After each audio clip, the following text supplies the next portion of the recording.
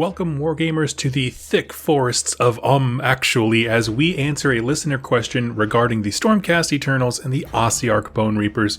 Who came first, who's better, what's the similarities, and what's the differences?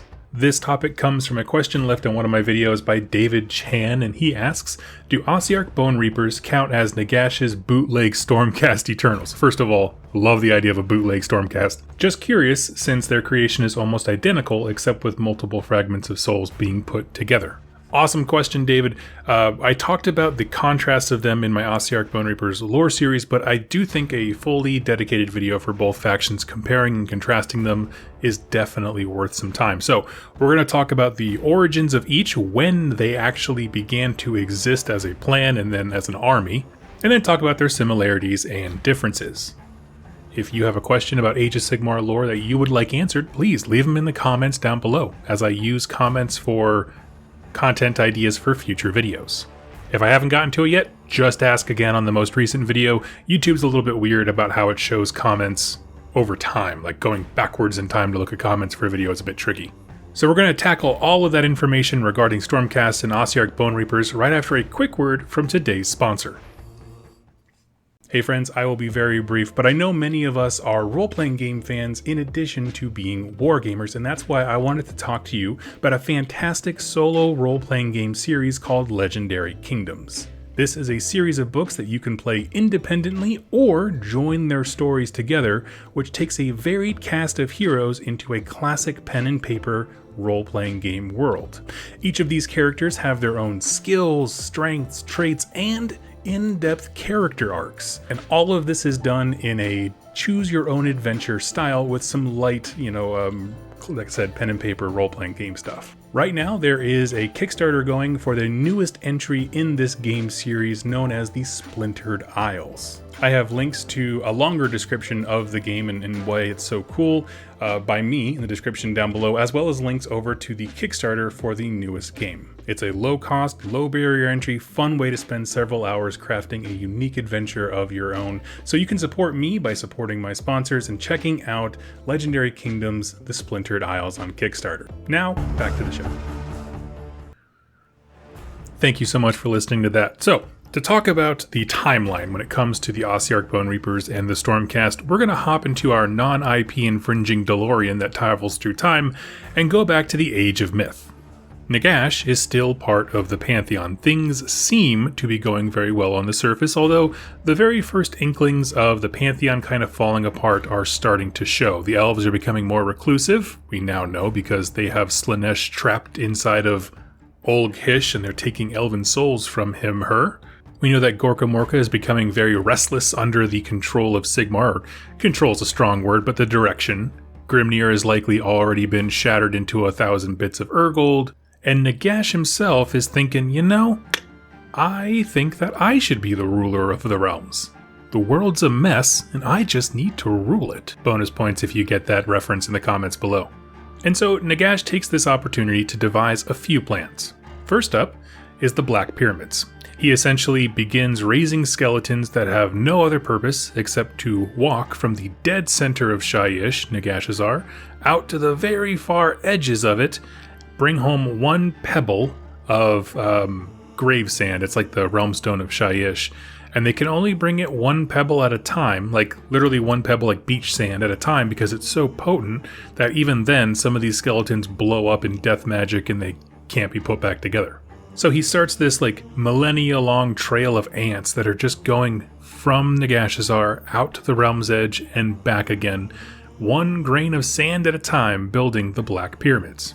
This is going to eventually be the cause of the Necroquake. When he puts the finishing touches on it, he essentially breaks magic and inverts the realm of Shyish so that all of the death magic is in the dead center rather than the realm's edge like every other realm.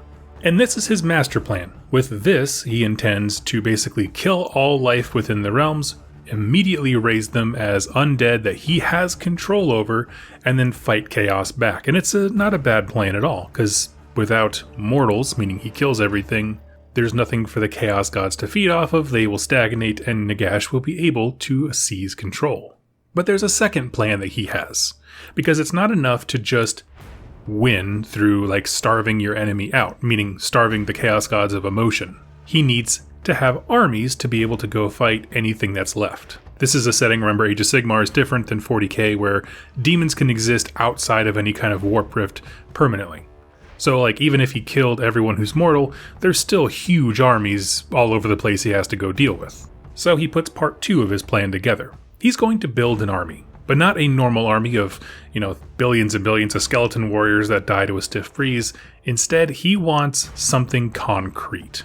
An army that can act as a finishing blow for the Chaos Gods. Not that they're specifically tailored to fight the Chaos Gods, but rather that would be the only opponent left. And so he begins devising a plan for what we know as the Ossiarch Bonereapers.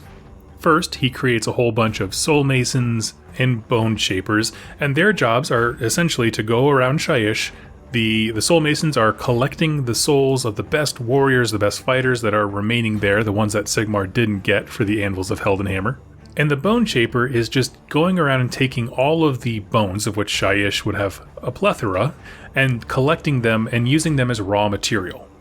What really happens in the Age of Myth, specifically, is that Nagash creates this caste of mortisans, as they're called, but these are the artisans, the builders, the designers of what we would know as the Ossiarch Bonereapers. That initial caste of leadership, and he puts them underground and says, okay guys, you have all the time you need, build me an army. The best that you can do. And he essentially just leaves them to that task. He knows the pyramid's going to take millennia. He has this kind of slow roll army being built. And so he's not in a rush. Nagash is all about time. He's got all of it. And that's pretty much where the story ends at this point. Now, he knows he needs a leader for said army. And so he goes and eventually meets a guy named Catacros in the underworlds and elects him through, there's a whole series of things, but basically elects this guy to be the leader of this new faction, the Ossiarch Bonereapers. They give him a new body, one that's like formed by the Mortisans. And while there are some very early skirmishes that use Ossiarch Bonereapers, the full might of them is never really fully seen in the Age of Chaos or Myth. Like the full power of them. They do present themselves in one epic battle. Catacros goes to fight Sigmar, because Sigmar is ticked. If we fast forward our time a little bit, Pantheon is broken. Sigmar's super pissed at Nagash, goes after him. Catacros tries to intervene, and basically Sigmar just backhands him into oblivion. Catacros is locked up inside a vault inside of Lethis City. And the Ossiarch Bonereaper project pretty much just stays underground, building as they were instructed to do. The Age of Chaos happens, it's unstoppable, Sigmar withdraws back to Azir and begins working with the dwarven god of crafting Grogni on designs for a new kind of soldier. So, to answer your question here, David Chan, technically the Stormcast are a knockoff of the Ossiarch Bonereapers. They came first, chronologically. Now, of course, their full army might wasn't displayed back then, but the project was started first. Stormcasts are made, all the various chambers, they're unleashed in the realms, and then during the Soul Wars, the second chapter of the Age of Sigmar, that is when Nagash is ready. He springs the trap of the Necroquake. It doesn't go quite as well as he thought it would, but hey, look at this. I got a whole army right here. Whole bunch of new guys, the Ossiarch Bonereapers. I kind of liken this to when if you ever watch one of those cooking shows when they show you all the raw meat and they go and then just put it in the oven for 40 minutes and they pull out an already baked whatever. I feel like that's what Nagash did. Of just like, oh look, I happen to have this fully baked cooked army right here, and just unleashes it all at once. It's like, whoa man, that's a neat trick. And that's when we as readers were introduced to the Ossiarch Bonereapers, and there was a whole bunch of MacGuffins and backtracking on, oh, they were always here, all that kind of stuff, like they always do. It's whatever, but chronologically from our real world, they were released afterwards. So with our timeline set, let's take a look at these two types of soldiers, right? Let's take, say for example, a Liberator, which is the most basic fighting unit of a Stormcast, and a Mortek Guard, which is the basic fighting unit of the Ossiarch Bonereapers. Both of them, I'm just going to throw it out there, are deeply unnatural. Like Stormcast shouldn't be. Essentially, a Stormcast is made when Sigmar finds the soul of someone he deems worthy.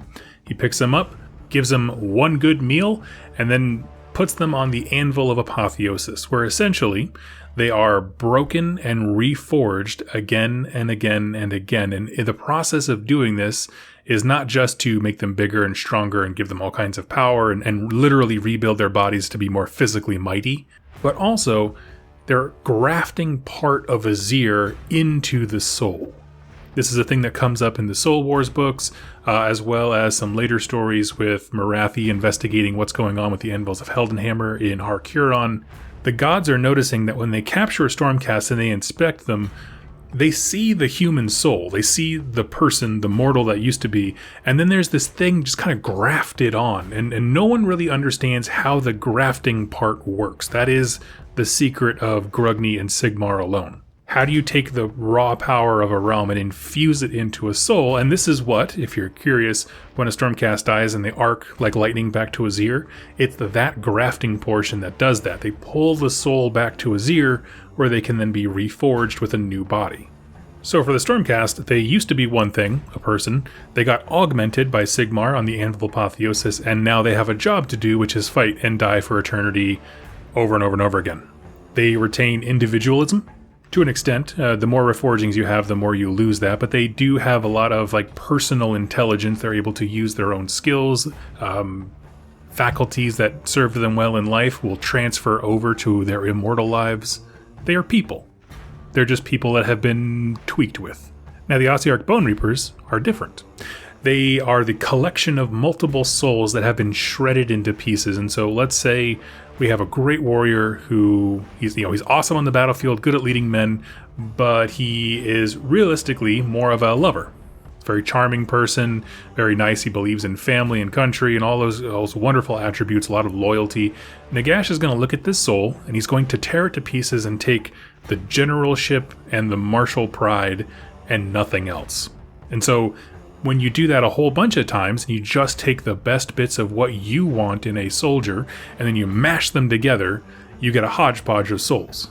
This is the soul that's put into an Ossiarch Bonereaper. They have far less mental faculties, individuality, meaning like if a situation happens that is surprising on the battlefield, the Stormcast might be able to intuit what to do, look for weaknesses, kind of assess it on the fly with their own intelligence, whereas the Ossiarch Bonereapers don't have that to an extent. The leadership might, but the average soldier does not. They have the skills to move forward and fight very effectively, but not that creative level where strategy is born. Unless their souls were specifically tweaked to do that, like in the case of leaders. That has to be a particular part that Nagash removes from somebody to make a thoughtful leader. And since that is ultimately irrelevant on your bottom barrel troop, the Mortek Guard, it's not there. It's the equivalent of something, surprising. Let's say like a kraken bursts out from underground. The leaders can kind of put together a plan and then communicate it, but if the leaders aren't there, the Mortek Guard are just like, file not found, don't know how to deal with this, I'm just going to walk forward and stab it, which very much might not be the best plan. Now, in terms of that's their souls, but in terms of their bodies, the Stormcast basically are given a new body every time they reforge. And this is an interesting thing. It does weigh on them heavily that over battles they will accrue scars and, injuries, kind of stuff, like you have a bad arm or whatever. But then when they're reforged, those things go away. They have a new body, but it's the same body, but it's not. And that's an interesting kind of mental gymnastics that a few authors have touched on that I really do enjoy. Where their own selves feel foreign, even though it's themselves. They just healed everything, but it doesn't feel right. But they do bleed, they do need to eat, all these things. Whereas the Ossiarch Bonereapers, rather than being forged of lightning, they basically are able to craft bone material, that kind of osseous material, into putty. And then each soldier is handcrafted, which is why it took millennia for them. So a lot more personal attention to detail for that to make them the best fighting force there is, even though it yields less individualism. Now, an interesting counterpoint to these two factions, though, is what happens when they die. Stormcast, obviously, they fall apart, they arc back to Azir, they're put on the Anvil of Apotheosis again, they are reforged, given a new body. Ideally, barring any kind of corruption to the soul or anything like that, Stormcast can just keep coming back and go straight into battle. There's multiple stories of that happening. In theory, once Sigmar achieved enough soldiers, he would never need to make more. And of course, that's not true. There are casualties, permadeath, for Stormcast under the right circumstances. And so he is still eyeing up souls around the realm and plucking them up and kind of adding it to this war machine. But that is different than the Ossiarch Bonereapers, who are continuously on the verge for more supplies. You see, Sigmar has a limit. There's a limit on how many souls they can reforge in a timely manner, how many souls are available for him to pluck up and turn into Stormcast, but there's no limit for the Ossiarch Bonereapers. Nagash has all the souls he'll ever want. We're constantly making more by having families, if you live in the mortal realms, of course. And all he needs is raw material, which exists in a great bounty across the realms. He needs souls, he needs bones. He's got the souls, and now the Ossiarch Bonereapers go around doing tithes for bone material.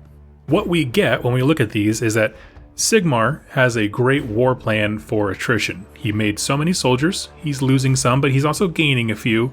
But the fact that he can recycle the same warrior over and over and over again means he has a very consistent level of troops, whereas the Ossiarch Bonereapers are a snowball.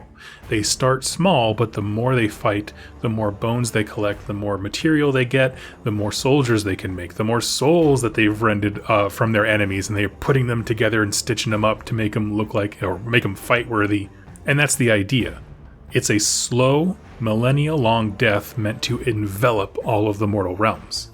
Whereas the virtue of the Anvil of Apotheosis itself, unless they build a second one, does put a cap on the number of Stormcast that can be reforged in a given day. But that snowball of Ossiarch Bonereapers is always rolling.